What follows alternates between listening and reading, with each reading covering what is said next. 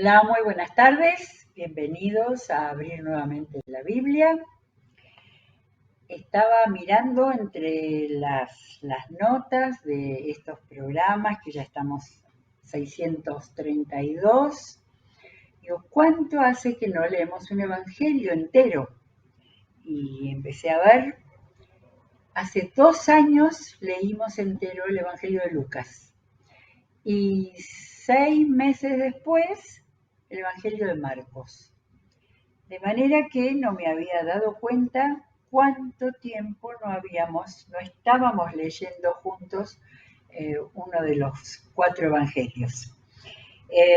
Por supuesto que usamos pasajes, que hemos leído distintas partes, por ejemplo, hemos leído el Sermón del Monte, no sé hace cuánto, pero lo leímos, los 3 capítulos del Sermón del Monte.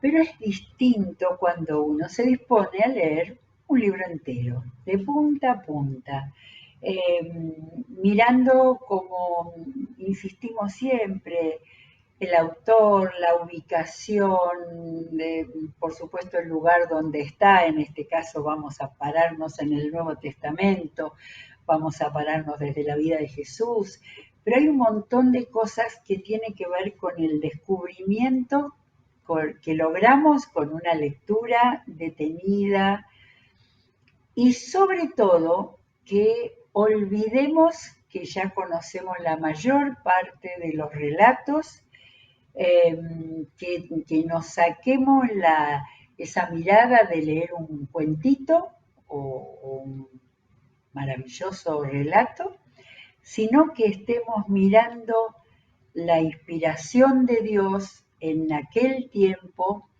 y que el Espíritu Santo mantuvo en la Biblia para que nos llegara a nosotros hoy, la mirada que desde nuestro tiempo podemos dar a cada uno de los relatos.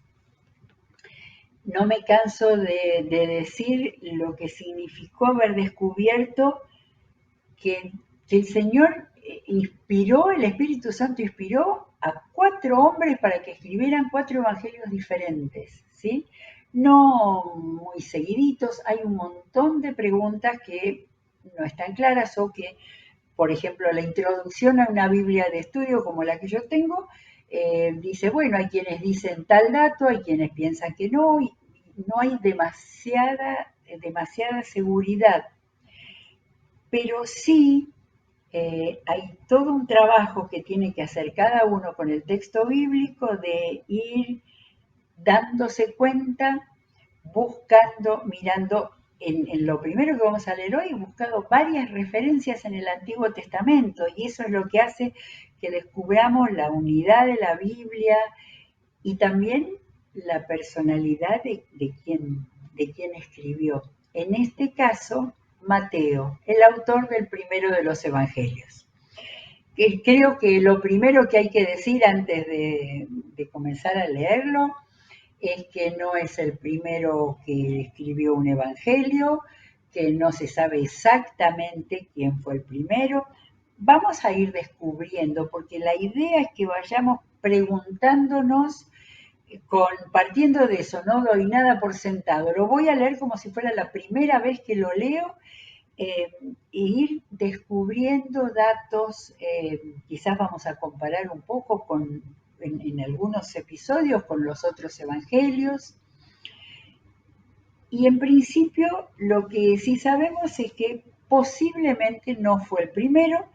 Se considera que el primero pudo haber sido el Evangelio de Marcos, el más corto, el más sintético, pero el aquel que trataba de demostrar que Jesús había venido a este mundo para hacer la obra de Dios por la salvación, y que después, un poco de tiempo después, tanto Mateo como Lucas, no sabemos si se intercambiaron datos, no sabemos. Aparentemente fueron los dos que le siguieron. La única seguridad es que muchos años después escribió Juan su Evangelio, completando muchas de las cosas que faltaban. Ahora, parándonos frente a las 2 primeras páginas de Mateo, resalta algo, que sabemos de antemano, antes de llegar al capítulo donde lo dice, fue uno de los discípulos de Jesús. De manera que tiene tanto valor eso de todo aquello que Mateo haya decidido contar en su evangelio, eh, lo había vivido, lo había visto. Quizás no esos momentos de la vida de Jesús en que llevaba solo a Jacobo, Juan y a Pedro, pero todo lo demás, después todos ellos sabrían todo lo que habría pasado, de manera que no había nada que se le hubiera escapado. Pero todo escritor revela que es aquello que decide escribir, que es aquello que considera que es lo más importante. Y bien, yo empecé a leerlo con esa mirada, como si fuera la primera vez, descubriendo detalles para que el Evangelio de Mateo, pensándolo para hoy, pensándolo para una persona que quiere conocer de Jesús y que no sabe nada o apenas, eh, cómo es que nos presentó la vida del Salvador. Tengo a ver algún datito. Se dice que es posible que haya sido escrito alrededor del año 50, bien temprano, en la era de las iglesias cristianas. Y este dato parece bastante creíble eso, porque él era israelita, él le da mucha importancia a todo lo israelita, usa muchísimos textos del Antiguo Testamento, y entonces la impresión que da es de que fue escrito para las iglesias cristianas que estaban compuestas mayormente por israelitas, por judíos. Ese es un dato muy interesante para poder entonces mirarlo, leerlo y descubrir ciertos detalles, ¿sí? De la manera de presentar el Evangelio de Jesucristo. Acordémonos que en griego Evangelio era buenas nuevas. Este género literario especial que no es una biografía, pero es un relato, ¿sí?, de lo que significó la venida de Jesucristo al mundo. Un evangelio, buenas nuevas para todo aquel que iba a creer. La otra posibilidad es que haya sido escrito después, entre el 65 y el 70, los años difíciles, porque entre esos años mataron a Pablo, a Pedro, está toda la posibilidad. Pero esa idea de que fue escrita pensando en los israelitas que tenían que creer en Jesús, me parece que nos va a ayudar a hacer la mirada, la lectura, ir tratando de comprender lo que este hombre que cuenta su historia en el mismo Evangelio, no la vamos a contar ahora, quiso contar él acerca de Jesús. Bueno, posamos la mirada en la primera página y encontramos una genealogía. Tengo un prejuicio, a lo mejor es por lo que yo he hecho tanto tiempo, ver una genealogía y pasar de largo, ¿sí? No la vamos a leer porque todos estos nombres, muchos repetidos, de manera que cuando aparece un Judá, no es cuestión de pensar que ahí era el hijo de Jacob, pero sí mirar algunos datos, porque esta es una genealogía muy importante. Eh, Hay otra al comienzo de Lucas y no es igual, es diferente, de manera que cada uno tuvo una perspectiva diferente. Me voy a parar en las dos primeras líneas. Tabla genealógica de Jesucristo, hijo de David, hijo de Abraham. Esta es una primera punta para pensar que, claro, estaba dirigida a los judíos, ¿sí? Para que ellos pudieran entender. Y la genealogía empieza con Abraham fue el padre de Isaac, Isaac padre de Jacob, Jacob padre de Judá y sus hermanos. Y no está acá todo el detalle de los hermanos, ¿eh? La gran genealogía de la Biblia está en el libro del Antiguo Testamento, Primera de Crónicas. 9 capítulos donde habla de todos los hijos de cada uno de los hermanos de Jacob y de David y de toda la gente importante del Antiguo Testamento. Esta es una genealogía que tiene una mirada especial y que en el versículo 17 la cierra dando la explicación. Bueno, entonces empieza con Abraham, sigue hasta Judá y después en esta primera parte de la genealogía tiene dos datos que me llaman la atención.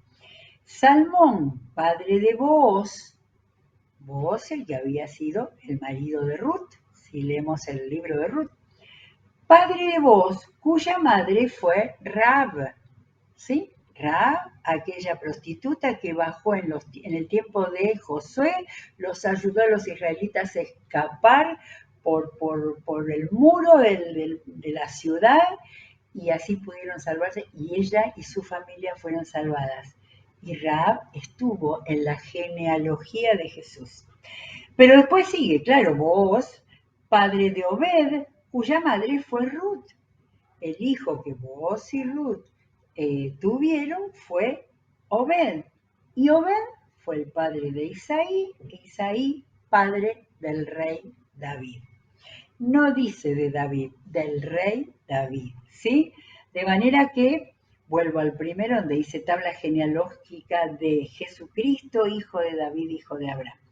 Después, de la segunda parte, David, padre de Salomón, cuya madre había sido la esposa de Urías. Hay algunas mujeres que fueron importantes y que fueron marcadas. Después viene Salomón, padre de Roboam, y ahí vienen los reyes de Judá, y hasta Josías, padre de Jeconías y de sus hermanos, en tiempos de la deportación de Babilonia. Y ahí hay otro pequeño espacio.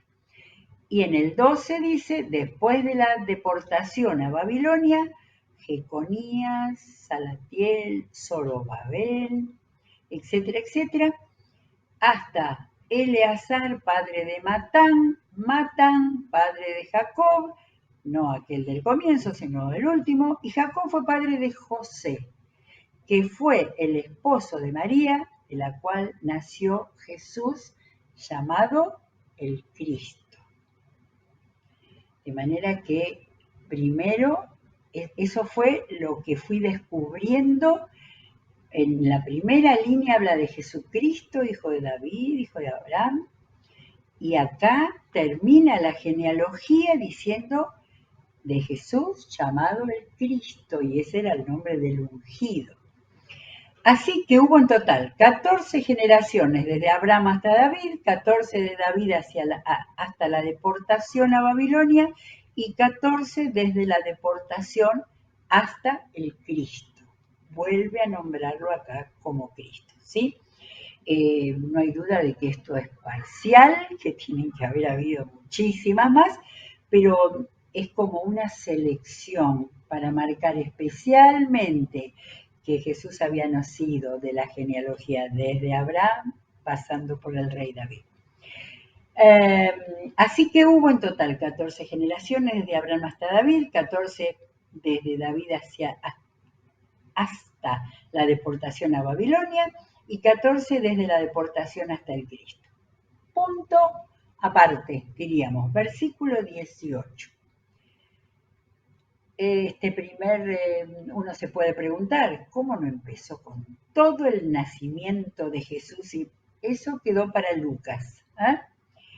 Mateo eligió decirlo así. El nacimiento de Jesús, el Cristo, tercera vez que lo dice, fue así. Su madre María estaba comprometida para casarse con José, pero antes de unirse a él, resulta que estaba encinta por obra del Espíritu Santo. Mateo iba marcando, como es breve este relato, así, directamente, puntualmente. Ya enseguida dice, resultó que estaba encinta por obra del Espíritu Santo. Como José, su esposo, era un hombre justo y no quería exponerla a vergüenza pública, resolvió divorciarse de ella en secreto. pero cuando él estaba considerando hacerlo, se le apareció en sueños un ángel del Señor y le dijo. Un tema interesante es que Lucas tomó todo el relato básicamente desde María. No dejó de mencionar a José, pero acá seguimos línea masculina. José recibió del Señor la indicación, le dijo, se le apareció en sueños un ángel, le dijo, José, hijo de David, recordamos que ahí viene la genealogía, no temas recibir a María por esposa, porque ella ha concebido por obra del Espíritu Santo. 2 veces lo repite. Dará a luz un hijo y le pondrás por nombre Jesús, porque él salvará a su pueblo de sus pecados. Jesús quería decir Salvador. Todo esto sucedió para que se cumpliera lo que el Señor había dicho por medio del profeta. 2 puntos. La Virgen concebirá y dará a luz un hijo y lo llamarán Emmanuel, que significa Dios con nosotros.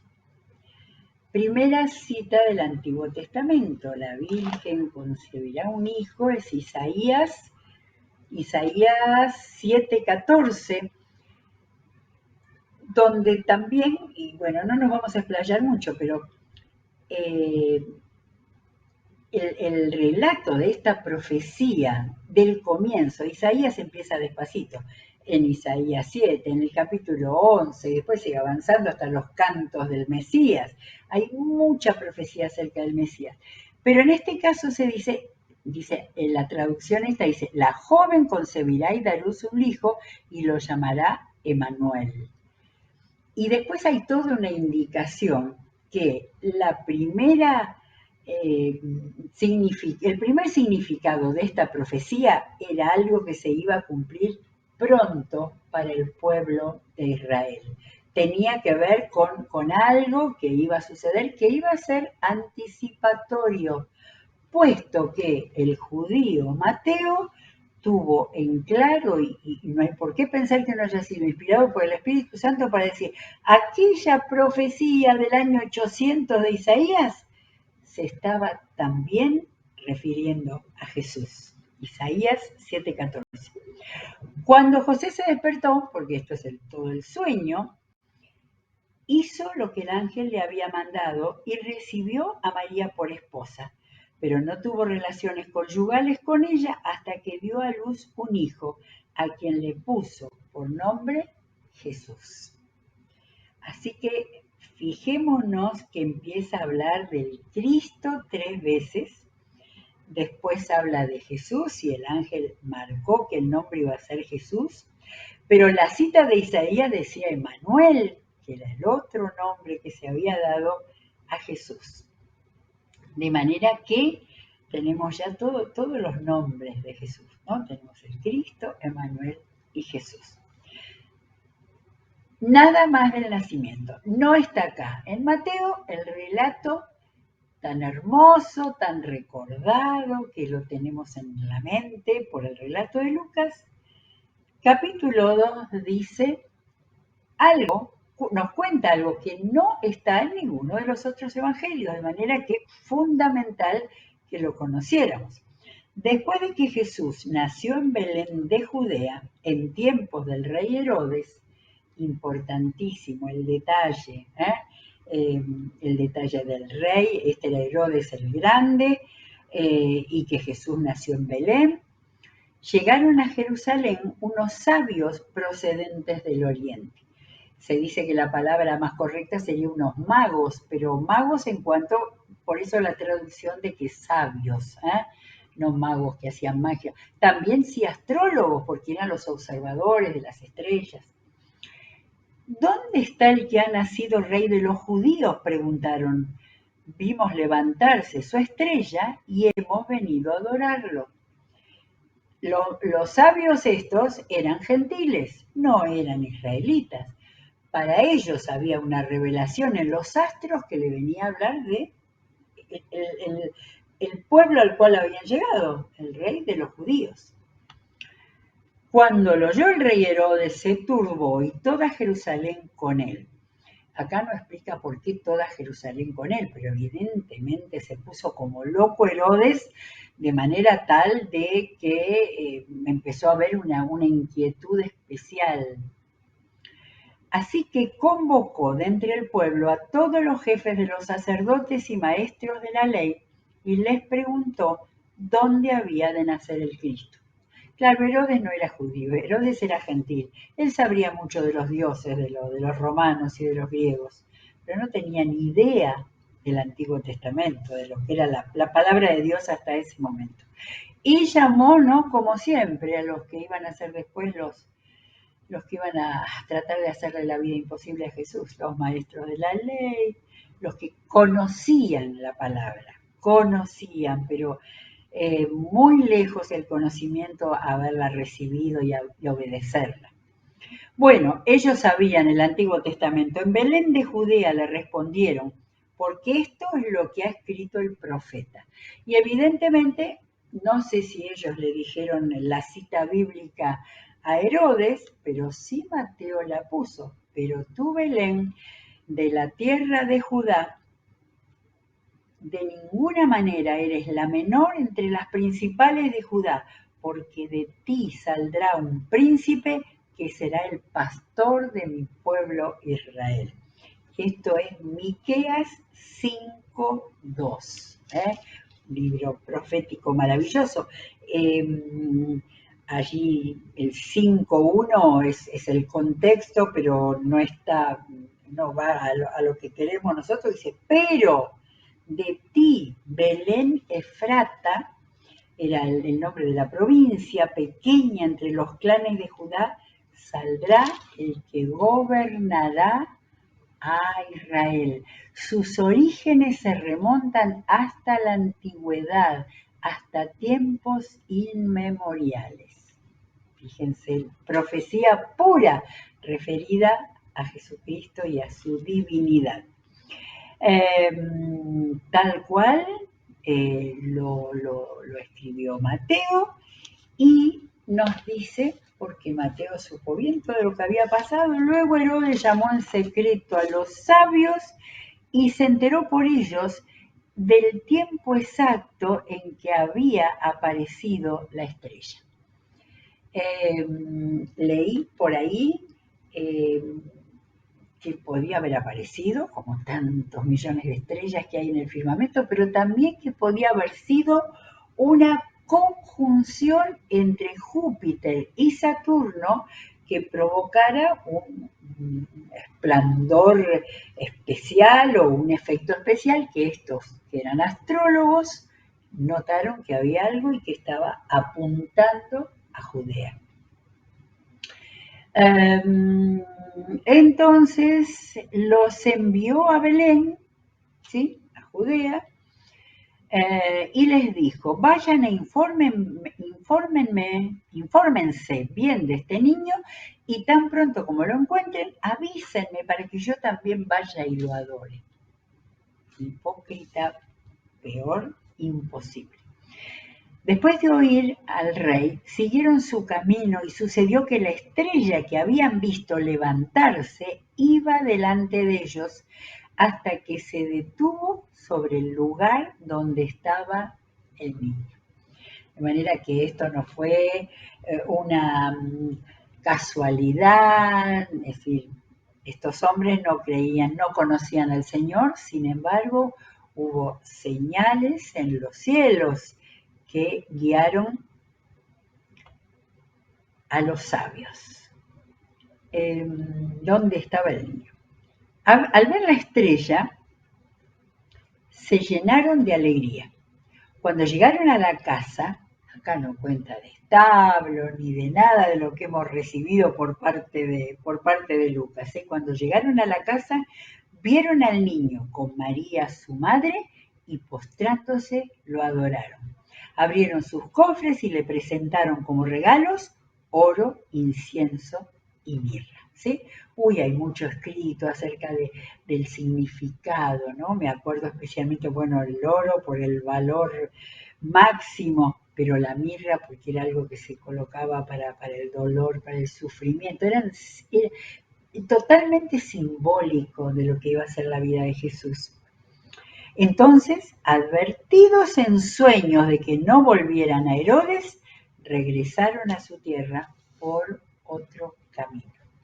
De manera que aunque pasa así como desapercibido, ¿no? Advertidos en sueños, el ángel del Señor también se manifestaba a estos hombres gentiles, pero que había en su corazón una sinceridad que no había en Herodes, porque ellos querían saber qué era esto, que el cielo les mostraba y que de alguna manera sentían que iba a ser algo fundamental, relevante, como para que viajar desde donde venían hasta Judea. Y lo de advertidos en sueños, lástima que no tenemos más detalles, pero un ángel revelándoles un sueño de parte del Espíritu del Señor, de provocarles temor y que se fueran rápido de allí. Sin embargo, cuando ya se habían ido, un ángel del Señor se le apareció en sueños a José. ¿Sí? Toda la línea de Mateo es marcar el papel preponderante de José. Se le apareció y le dijo: levántate, toma al niño y a su madre y huye a Egipto. Quédate allí hasta que yo te avise, porque Herodes va a buscar al niño para matarlo. Así que se levantó cuando todavía era de noche. Da la sensación de que ese mismo día, después de la revelación, inmediatamente tomó al niño y a su madre y partió para Egipto, donde permaneció hasta la muerte de Herodes. De ese modo se cumplió lo que el Señor había dicho por medio del profeta: de Egipto llamé a mi hijo. De manera que Mateo era un conocedor del Antiguo Testamento. A ver, ¿dónde tengo? Yo creo que me parece que era Oseas el que decía, a ver, ¿dónde lo tengo acá? Si lo tengo marcado, donde estaba: de Egipto llamé a mi hijo. Sí, era Oseas 11:1. Que es una cita así, muy, muy pequeñita, final que no lo marqué, pero no importa, vamos a ver. Oseas es el primero de los profetas menores, eso no me voy a olvidar.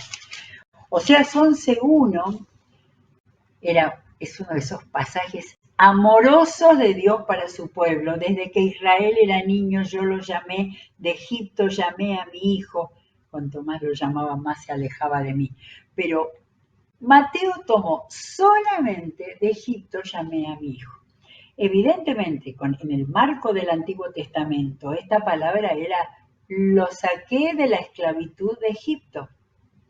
Sin embargo, por extensión, como si eso hubiera sido un preanuncio, Mateo toma ese versículo para decir también, nuevamente de Egipto, y esta vez no era al pueblo, su hijo, al pueblo de Israel, esto era a su hijo Jesucristo. Cuando Herodes se dio cuenta de que los sabios habían burlado de él, se enfureció y mandó matar a todos los niños menores de 2 años en Belén y sus alrededores, de acuerdo con el tiempo que habían averiguado de los sabios. Él no sabía que habían ido a Egipto. Entonces se cumplió lo dicho por el profeta Jeremías 31:15. Es la cuarta cita, en 2 capítulos nada más, 4 citas de Mateo que está diciendo todo eso que pasó era el cumplimiento de lo que Dios había prometido desde el principio. Se oye un grito en Ramá, llanto y gran lamentación. Es Raquel que llora por sus hijos y no quiere ser consolada. Sus hijos ya no existen. Tal cual se oye un grito en Ramá, lamentos y amargo llanto, es Raquel. Raquel era la esposa amada de Jacob, nombre simbólico para decir: la mujer está llorando por sus hijos muertos, no quiere ser consolada, sus hijos ya no existen. vimos Oseas, vimos Isaías, Jeremías, y uno más que ahora no me acuerdo, es decir, cuatro citas diferentes, las cuales Mateo fue tomando para decir, ven, todo esto ya estaba anunciado. Bueno, este tema de Herodes. Herodes había nacido 4 años antes de Jesucristo y murió 6 años después. De manera que durante 10 años estuvo haciendo cosas malas en este mundo. Pero sirve como dato el hecho de que después de su muerte, o sea, el 6 después del nacimiento de Jesucristo, en el año 1, es que sin Herodes, aunque tengo acá en mi Biblia de estudio todos los hijos de Herodes, y hubo Herodes por mucho tiempo, hijos y parientes. Después de que murió Herodes, un ángel del Señor nuevamente se le apareció en sueños a José en Egipto y le dijo, levántate, toma al niño y a su madre y vete a la tierra de Israel, que ya murieron los que amenazaban con quitarle la vida al niño. Todo esto está solamente en Mateo. Lo sabemos gracias a que Mateo tuvo la inspiración de contarnos lo que rodeó al nacimiento de Jesús, desde la antigüedad hasta cuando volvió nuevamente a la tierra de Israel. Así que se levantó José, tomó al niño y a su madre y regresó a la tierra de Israel. Pero al oír que Arquelao, hijo de Herodes, reinaba en lugar de su padre, tuvo miedo de ir allá. Advertido por Dios en sueños, se retiró al distrito de Galilea y fue a vivir en un pueblo llamado Nazaret. De manera que Mateo nos da todo el detalle del nacimiento de Jesús. Faltó decir por qué habían ido a Belén desde Nazaret, pero eso lo va a contar después Lucas. Fue a vivir a un pueblo de Nazaret y miren cómo termina. Con esto se cumplió lo dicho por los profetas. Lo llamarán Nazareno. Bueno, y después vamos a ver de dónde. No está la palabra nazareno en ningún lado en el Antiguo Testamento, pero sí había ahí una connotación que en algún sentido era medio despreciativo, ¿sí? Y eso fue usado no por los seguidores de Jesús, por los discípulos, todos lo que Jesús bendijo, sino por aquellos que estaban en contra de él. Muy bien, leímos 2 capítulos de Mateo y espero que sigamos con esta actitud de búsqueda de que el Señor nos muestre desde el comienzo la gran obra, porque ya después de acá ya lo vamos a tener a Jesús grande y predicando. Seguimos mañana, que el Señor la bendiga.